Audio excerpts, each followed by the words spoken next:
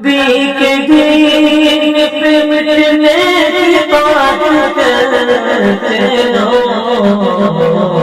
حسین جیسا کلیجہ کہاں سے لاؤں۔ السلام علیکم ورحمۃ اللہ وبرکاتہ۔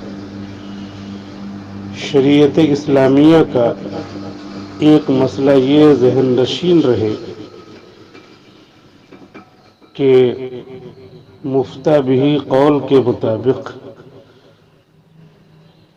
خطیب کا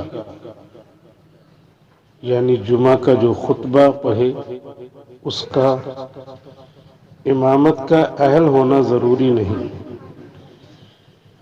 اسی لیے اگر کوئی ایسا شخص جمعہ کا خطبہ پڑھ دے جو جمعہ ادا کر چکا ہو تو اس کا خطبہ معتبر ہوگا،